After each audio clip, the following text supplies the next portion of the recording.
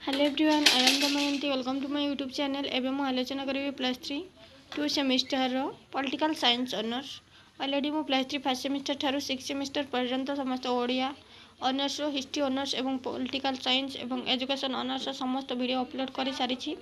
ता सहित मु +3 फर्स्ट सेमिस्टर ठारू 4th सेमिस्टर पर्यंत समस्त कंपलसरी एवं इलेक्टिव पेपर मध्य आलोचना कर सारी। आपण मैंने प्लेलिस्ट जाकि देखिपारे। तो चलतु आलोचना करबा आज विषय वस्तु यूनिट 1 स्वाधीनतार गुरुत्व। क्वेश्चन नंबर 4, ग्रीक दार्शनिक अरिस्टोटल न्यायिक तत्व उपरे सविशेष धारणा दियो। ग्रीक दार्शनिक अरिस्टोटल न्याय को साधारणतः दुईटी श्रेणी रे विभक्त करिसंती, यथा बंटन न्याय और संशोधन न्याय। न्यायर अर्थ प्रकाश करने को जाई अरिस्टोटल न्याय को दुईटी दृष्टिकोण परिप्रकाश करिसंती। सूक्ष्म दृष्टिकोण समान आईन प्रयोग ही न्याय। समानता हासिलर अर्थ होउछि न्याय प्रतिष्ठा करिबा। सरकारी पदवी और सम्मान आदि क्षेत्र रे समान अंशीदार हेबार अर्थ होउछि न्याय। स्थूल दृष्टिकोण अरिस्टोटल कहिसंती आईन सहित ऐक्य भाव न्याय प्रतिष्ठा करिथाए। सेथिपाई न्याय को चलंती गुण बोली कहा जाए। साधारण अर्थरे न्यायर अर्थ प्रकाश करने को जाई अरिस्टोटल कहती सामाजिक और साधारण संपर्कर नैतिक गुणर समाहार होउछि न्याय। बंटन न्याय अनुसार विधिगत आईन प्रणयन और प्रयोग द्वारा न्याय प्रतिष्ठा होई न थाए, बरं उपयुक्त निष्पत्ति और आईन द्वारा समाजर समस्त व्यक्ति को मूल्यबोधर उपयुक्त बंटन ही न्याय। बंटन न्याय द्वारा समाज भितर प्राप्य हासिल करिथाए। समाजर सभ्य हिसाब रे व्यक्ति निज अधिकार उपभोग करिथाए। प्रत्येक व्यक्ति निजर धन संपत्ति और गुणवत्तार प्रयोग करी समाजर सेवा करे और निजर सामर्थ्य अनुसार अभिवृद्धि करिथाए। यह प्रतिदान बाबदरे से समाजरु तार सम्मान विभिन्न पदवी मंडनर अधिकार और पुरस्कार आदि पाई थाए। व्यक्तिर एही सामाजिक अधिकार तार समाज को प्रदान करिबा सेवार अनुपात अनुसार स्थिर होइथाए। सुतरां बंटन न्याय हेउछि व्यक्तिर सामर्थ्य एवं गुणर आनुपातिक सामाजिक देय। एही न्याय साधारणतः राजनैतिक अधिकार सहित संपृक्त। विभिन्न समाजरे बंटन न्याय भिन्न भिन्न उपाय रे परिप्रकाश होइथाए। आधुनिक गणतांत्रिक व्यवस्था रे राजनैतिक पदवी मंडन एवं पारितोषिक ग्रहण पाई समान सुविधा को बंटन न्याय कहा जाए। धनिक तंत्र रे बंटन न्याय अनुसार राष्ट्ररू व्यक्तिर पद पदवी और क्षमता व्यक्ति को तार गुणर परिमाण अनुसार प्रदान करा जाई थाए। न्याय बंटनर मौलिक आधार होउछि आनुपातिक नीतिर प्रयोग, अर्थात अधिक गुण जार अधिक क्षमता ताहार। वास्तव समानता गाणितिक समानता नुहे। आनुपातिक समानता होउछि बंटन न्याय। अनेक समय रे असमता मध्यरे बाह्य असमता को दृष्टि रे रखी गुण समता परिलक्षित होइथाए। असमता को प्रतिष्ठा हेबा आवश्यक। बंटन न्यायर अर्थ होउछि नागरिक मानकर आनुपातिक गुण अनुसार प्राप्य प्रदान करिबा।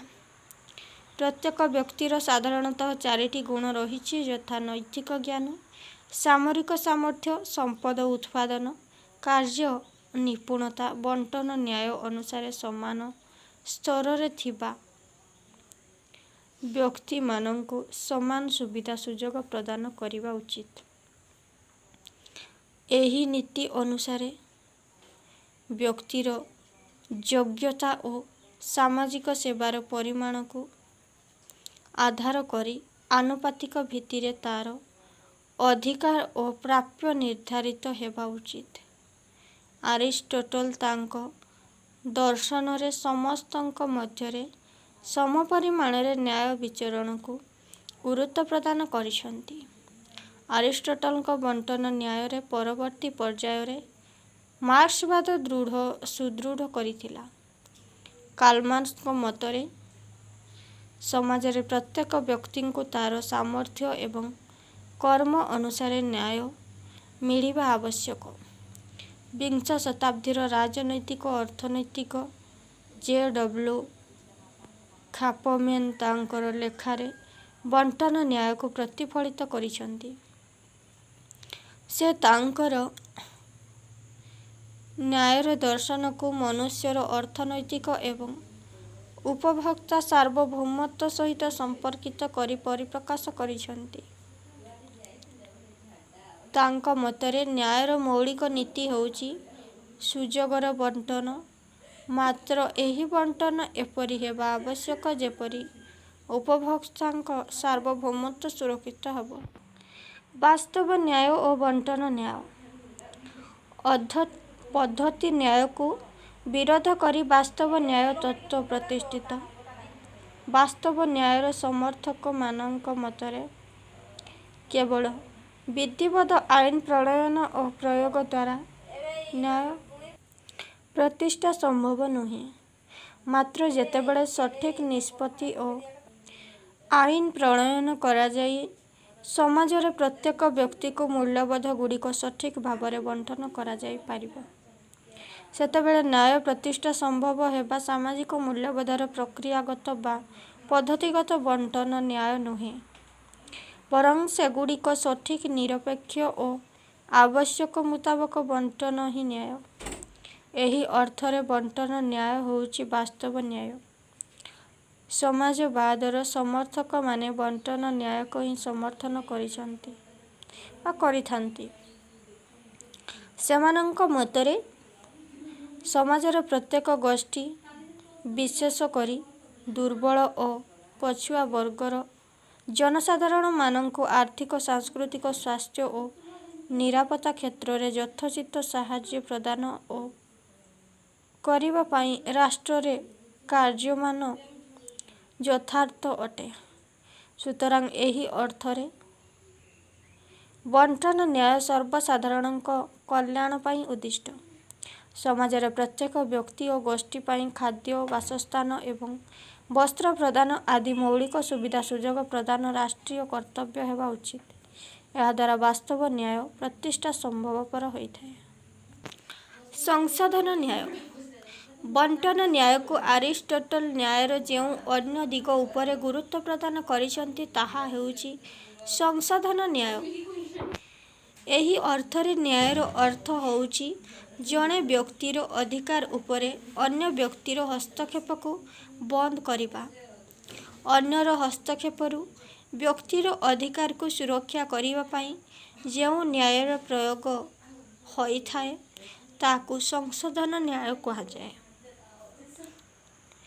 ଏହି ନ୍ୟାୟ ପ୍ରତିଷ୍ଠା ହେଲେହେଁ ସମାଜରେ ପ୍ରତ୍ୟେକ ବ୍ୟକ୍ତିର ଅଧିକାର ସୁରକ୍ଷିତ ହୋଇଥାଏ।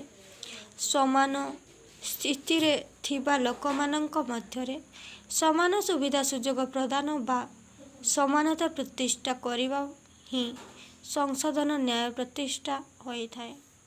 ସଂଶୋଧନ ନ୍ୟାୟର ଦୁଇଟି ପ୍ରମୁଖ ବୈଶିଷ୍ଟ୍ୟ ହେଲା: 1. ସମାନ ପଦବୀ, 2. ସମାନ ସୁରକ୍ଷା। ଆରିଷ୍ଟଟଲଙ୍କ ମତରେ ଇଚ୍ଛାକୃତ ଭାବେ ଏବଂ ବିନିମୟ ପଦ୍ଧତି ଦ୍ୱାରା ନିର୍ଦ୍ଧାରିତ କାର୍ଯ୍ୟରେ ସମାନତା ରକ୍ଷା କରିବା ସଂଶୋଧନ ନ୍ୟାୟର ଲକ୍ଷ୍ୟ। ବ୍ୟକ୍ତିର ଜୀବନ, ସମ୍ପତ୍ତି, ସମ୍ମାନ ଓ ଅଧିକାର। Question number 5. ନ୍ୟାୟର ଆଧୁନିକ ମତବାଦ ବିଷୟରେ ବିଶ୍ଳେଷଣ କର। ନ୍ୟାୟର ଆଧୁନିକ ତତ୍ତ୍ୱ ପ୍ରାଚୀନ ସମୟରୁ ନ୍ୟାୟର ସୂଚନା ମିଳିଛି। ଏହି ଅତ୍ୟାଧୁନିକ ଯୁଗରେ ନ୍ୟାୟର ତତ୍ତ୍ୱ ପ୍ରତି ସମସ୍ୟା ଦେଖାଦେଇଛି। ସେହି ସମସ୍ୟାଗୁଡ଼ିକ ଆଲୋଚନା ପାଇଁ କେତେକଙ୍କ ତତ୍ତ୍ୱ ପର ପୃଷ୍ଠାରେ ଆଲୋଚନା କରାଗଲା।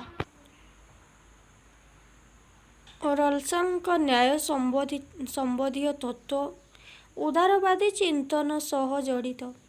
ତାଙ୍କ ମତରେ ନ୍ୟାୟର ମୁଖ୍ୟ ସମସ୍ୟା ହେଉଛି ସ୍ୱାଧୀନତା। ସ୍ୱାଧୀନତା, ସମାନତା ଓ ଭ୍ରାତୃତ୍ୱର ନୀତି ସ୍ୱାଧୀନତାର ବିସ୍ତୀର୍ଣ୍ଣତା ମଧ୍ୟରେ କାର୍ଯ୍ୟକାରୀ ହୋଇଥାଏ। ଏହି ଚେତନାକୁ ରଲ୍ସ ତାଙ୍କ ନ୍ୟାୟିକ ତତ୍ତ୍ୱରେ ବିଶ୍ଳେଷଣ କରିଛନ୍ତି। ବଣ୍ଟନଗତ ସମସ୍ୟା। ତାଙ୍କ ମତରେ ନ୍ୟାୟିକ ସମସ୍ୟା ସୃଷ୍ଟି ହୁଏ ପ୍ରାଥମିକ ଦ୍ରବ୍ୟ ବଣ୍ଟନ କ୍ଷେତ୍ରରେ, ଯାହାକି ଅଧିକାର, ସ୍ୱାଧୀନତା, କ୍ଷମତା, ସୁଯୋଗ, ଆୟ ଏବଂ ସମ୍ପଦ, ଆତ୍ମସମ୍ମାନର ଉପାୟ ଇତ୍ୟାଦିକୁ ଅନ୍ତର୍ଭୁକ୍ତ କରିଥାଏ। ସେ ନ୍ୟାୟିକ ତତ୍ତ୍ୱକୁ ସମ୍ପୂର୍ଣ୍ଣ ପ୍ରଣାଳୀଗତ ନ୍ୟାୟିକ ତତ୍ତ୍ୱ ରୂପେ ବର୍ଣ୍ଣନା କରିଛନ୍ତି। ଏହାର ଅର୍ଥ, ଥରେ ନ୍ୟାୟର କେତେକ ନୀତି ସର୍ବସମ୍ମତିକ୍ରମେ ଗୃହୀତ ହେଲେ ସେଠାରେ ବଣ୍ଟନର ପ୍ରୟୋଗ ଠିକ୍ ଭାବେ ଆବଶ୍ୟକ ହେବ।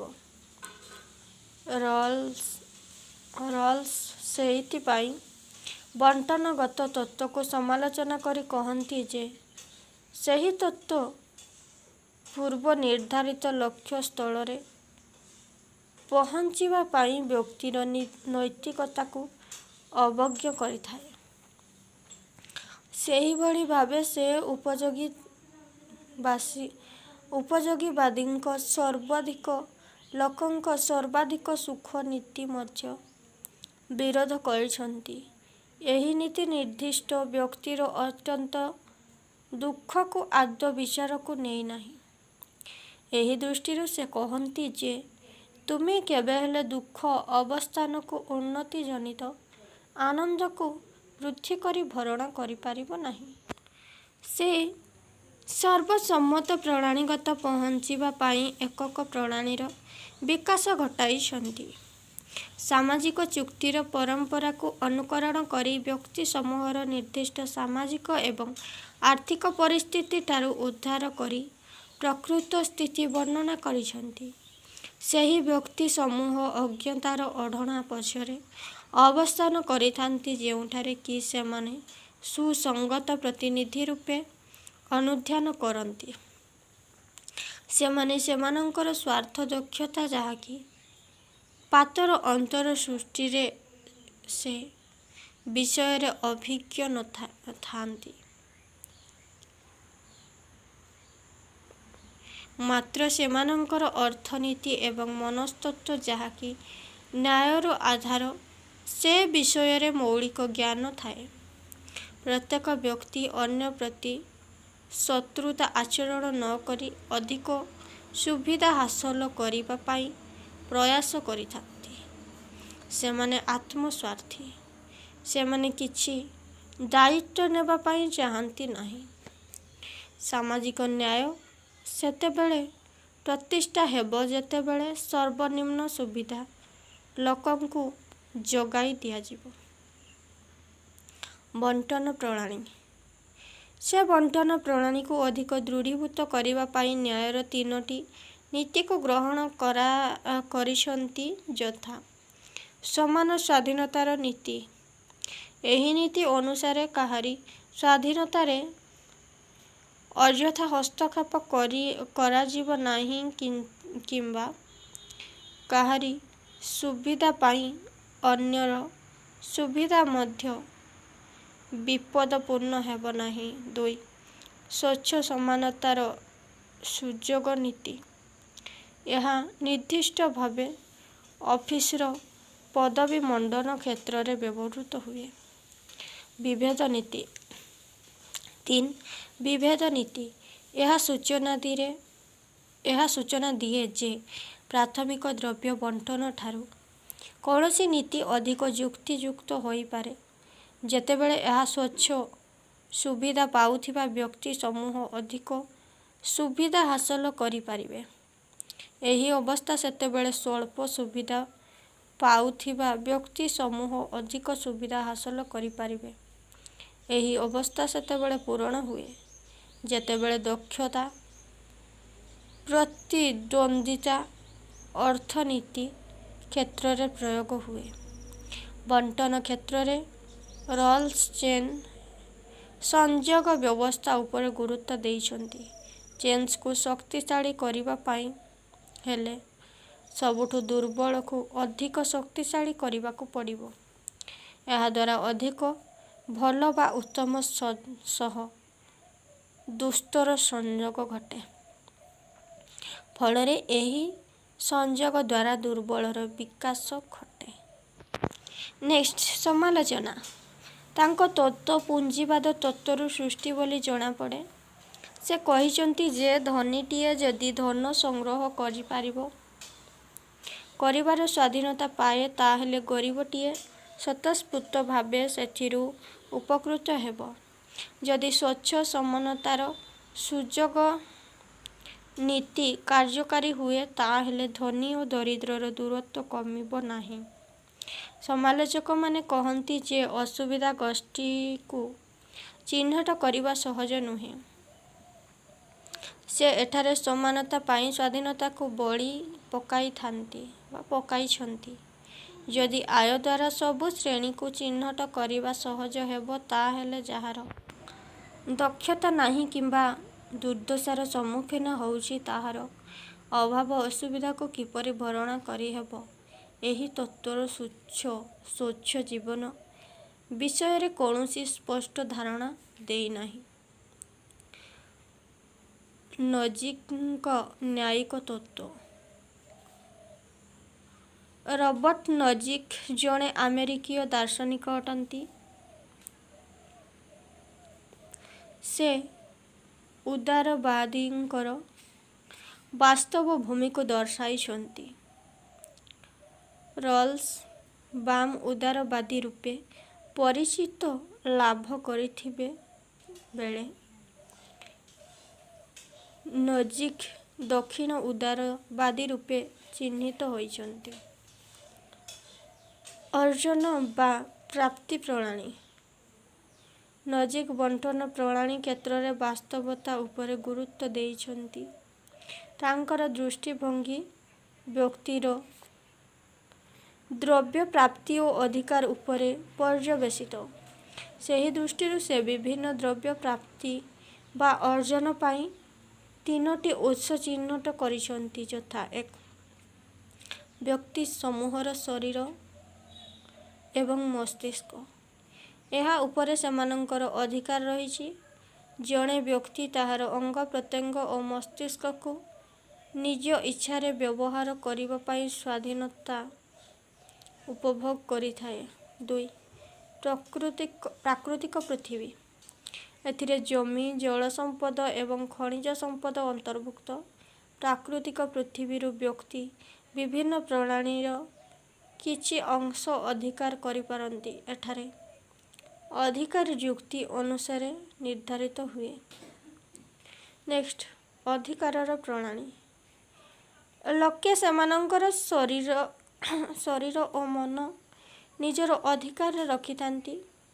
ଏହା ସତ୍ୟ। ଏଥିପାଇଁ କୌଣସି ପ୍ରମାଣର ଆବଶ୍ୟକତା ନଥାଏ। ସେମାନଙ୍କର ପ୍ରାକୃତିକ ପୃଥିବୀର କିୟଦଂଶ ଅଧିକାର ଏବଂ ଉପାଦାନ ପାଇଁ ଶ୍ରମ ନ୍ୟାୟିକ ନୀତି ଆଧାରିତ। ନେକ୍ସଟ, ପ୍ରାରମ୍ଭିକ ଅର୍ଜନ। ଏହା ଏକ ପ୍ରଣାଳୀ ଯେଉଁଠାରେ କି ଜଣେ ବ୍ୟକ୍ତି ପ୍ରାକୃତିକ ପୃଥିବୀର ଅଣ-ଅଧିକୃତ କିଛି ଅଂଶକୁ ବ୍ୟବହାର କରିବାକୁ ଆଗେଇ ଆସେ। ଅଣ-ଅଧିବାସୀ ଭୂଖଣ୍ଡକୁ ପ୍ରଥମେ ଆସିବା ଏବଂ ପ୍ରଥମ ଦଖଲ କରିବା ଭିତ୍ତିରେ ଯେଉଁମାନେ ତାକୁ ଅଧିକାର କରନ୍ତି ସେ ପର୍ଯ୍ୟନ୍ତ ସେ କାର୍ଯ୍ୟରେ କେହି ହସ୍ତକ୍ଷେପ କରି ନଥାନ୍ତି। ନେକ୍ସଟ, ସ୍ୱେଚ୍ଛାକୃତ ବଦଳ। ଏହା ସମସ୍ତ ପ୍ରକାରର ସମ୍ପତ୍ତି କ୍ଷେତ୍ରରେ ବ୍ୟବହାର କରାଯାଇପାରିବ। ଯଦି କେହି କାହାରି ମେଧାକୁ ବ୍ୟବହାର କରେ ତାହେଲେ ବଜାରର ମୂଲ୍ୟ ଅନୁସାରେ ତାହାର ମୂଲ୍ୟ ହେବାକୁ ପଡ଼େ। ଏହା ଏକ ସ୍ୱେଚ୍ଛାକୃତ ଚୁକ୍ତି। ଏହାଦ୍ୱାରା ବ୍ୟକ୍ତି ନିଜର ଲକ୍ଷ୍ୟ ସାଧନରେ ନିଜେ ହିଁ ଉଦ୍ଦିଷ୍ଟ ହୁଏ। ଚୁକ୍ତି ବଦଳରେ ଜଣେ ନିଜର ମୂଲ୍ୟାୟନ କରେ। ଏହି ହସ୍ତାନ୍ତର ସରକାରଙ୍କ କର ପାଇଁ ସହାୟକ କରେ। ନେକ୍ସଟ, ସଂଶୋଧନ। ଏହି କ୍ଷେତ୍ରରେ ରାଷ୍ଟ୍ର କିମ୍ବା ଆନ୍ତର୍ଜାତୀୟ ସଂଗଠନ ହସ୍ତକ୍ଷେପ କରି ନ୍ୟାୟ ପ୍ରତିଷ୍ଠା କରିଥାଏ। ଯେ ପର୍ଯ୍ୟନ୍ତ ଅର୍ଥନୈତିକ ବୈଷମ୍ୟ ଦେଖାଯାଏ ସେ ପର୍ଯ୍ୟନ୍ତ ସ୍ୱେଚ୍ଛାକୃତ ଅଦଳ ବଦଳ ଦେଖାଯାଏ। ନଜିକ୍ ଏଥିପ୍ରତି ବ୍ୟସ୍ତ ନୁହନ୍ତି। ମାତ୍ର ଯଦି କୌଣସି ରାଷ୍ଟ୍ର ପ୍ରାକୃତିକ ସମ୍ପଦକୁ ନିଜ ଅକ୍ତିଆରରେ ରଖି ଅନ୍ୟକୁ ବଞ୍ଚିତ କରନ୍ତି ସେଥିପାଇଁ ସେ ବ୍ୟସ୍ତ। ଉଦାହରଣ ସ୍ୱରୂପ ଜଣେ ଯଦି ଅମୋଘ ଔଷଧ ଉଦ୍ଭାବନ ଦ୍ୱାରା କାହାରି ରୋଗ ଭଲ କରେ ଏବଂ ସେଥିପାଇଁ କିଛି ଦାବି କରେ ତାହେଲେ ସେଥିରେ କିଛି ଅସୁବିଧା ନାହିଁ, କାରଣ ସେ ଅନ୍ୟର କ୍ଷତି କରୁନାହାନ୍ତି। ମାତ୍ର ଜଳ ହିଁ ଜୀବନ, ଏହାକୁ ଯଦି କେହି ଅଧିକାର କରି ଅନ୍ୟକୁ ବଞ୍ଚିତ କରେ ତାହେଲେ ନେକ୍ସଟ, ମୂଲ୍ୟାୟନ। ନଜିକ୍ ମାନବ ସମାଜ ପାଇଁ ନ୍ୟାୟିକ ନୀତି ପ୍ରଣୟନ କରିଛନ୍ତି। ସେ ପ୍ରତିଦ୍ୱନ୍ଦ୍ୱିତା ବଜାରରେ ଧନୀକୁ ଏବଂ ସମ୍ପଦକୁ ସମର୍ଥନ ଯୋଗାଇଛନ୍ତି। ସେ ଧନୀକୁ ସମସ୍ତ ପ୍ରକାରର ସାମାଜିକ ଦାୟିତ୍ୱରୁ ମୁକ୍ତ କରିଛନ୍ତି। ତାଙ୍କ ମତରେ ନ୍ୟାୟ ହିଁ ଦଳିତ ଲୋକଙ୍କର ସ୍ୱରକୁ ବୁଝାଏ। ସେ ନୈତିକତାକୁ ମୂଳପୋଛ କରିଛନ୍ତି। ସେ ଗରିବମାନଙ୍କୁ ମଙ୍ଗଳ ପାଇଁ ପରାମର୍ଶ ଦେଇଛନ୍ତି। ମାତ୍ର ନ୍ୟାୟ ଭିତ୍ତିରେ ନୁହେଁ। ସେ ଧନୀଙ୍କ ଉପରେ କର ଲାଗୁ କରିଛନ୍ତି, କାରଣ ସେହି କରଗୁଡ଼ିକ ଗରିବଙ୍କ ମଙ୍ଗଳ ପାଇଁ ବ୍ୟବହୃତ ହେବ। ଏହା ଏକ ଅନୈତିକ ଧାରା ଯାହାକି ଶ୍ରମ ପାଇଁ ବାଧ୍ୟ କରେ। ପ୍ରତିଦ୍ୱନ୍ଦ୍ୱୀ ବଜାର ସୃଷ୍ଟି କରିବା ପାଇଁ ସେ ପ୍ରୋତ୍ସାହିତ କରି ଅନ୍ୟାୟଜନକ ପରିସ୍ଥିତି ସୃଷ୍ଟି କରିଛନ୍ତି। ଆଜିର ଆଲୋଚନା ଏତିକିରେ ସମାପ୍ତ କରୁଛି। ପରବର୍ତ୍ତୀ ଭିଡ଼ିଓରେ ଅନ୍ୟ କ୍ୱେଶ୍ଚନ୍ ଆନ୍ସର ଆଲୋଚନା କରିବି। ନମସ୍କାର।